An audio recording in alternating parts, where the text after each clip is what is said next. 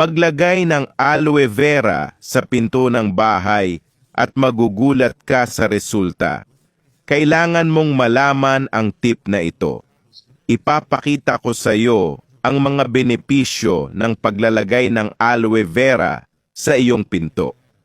Ang aloe vera o babosa ay ginagamit para sa swerte at may kapangyarihan daw.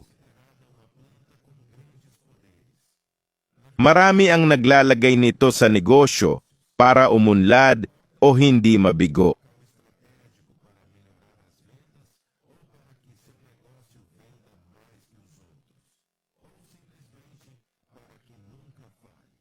Di ko masasabi kung totoo, pero gagamitin natin ito sa pinto o bintana. Unang hakbang, kumuha ng malaking aloe vera plant. Punasan ng basang tela ang bawat dahon. Linisin din ang mga ugat pero huwag putulin. Pagkatapos maglagay ng klavo sa mga dahon ng aloe vera. Mas maraming klavo, mas maganda. Sabihin mo sa amin kung saan ka nanonood para makapagbigay kami ng espesyal na bati sa dulo ng susunod naming mga video.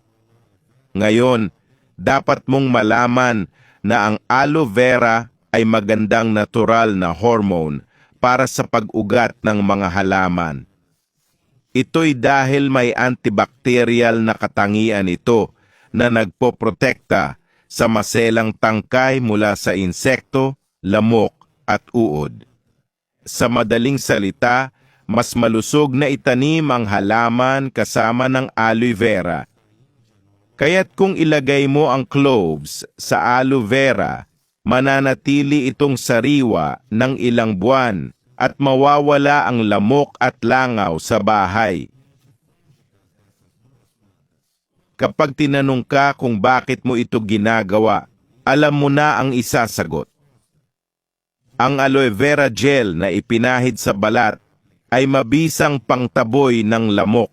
Kung alam mo na ang paraan na to para maiwasan ang lamok at langaw sa bahay, sabihin mo sa akin. Sabihin mo kung ginagamit ito bilang pampaswerte sa inyong lugar. Kung nakapanood ka hanggang dito, mag-comment ka. Susubukan ko ito sa bahay para malaman kong nagustuhan mo at pinanood mo hanggang dulo. Espesyal na bati kay Enilda Morim ng Rio Grande do Sul, Nilzete Araujo ng Bahia at Nivaldo Melo ng Pernambuco. Salamat sa pag-follow sa page at pag-comment sa mga video. Kung gusto mo ng espesyal na bate sa susunod na video, i-comment kung saan ka nanonood.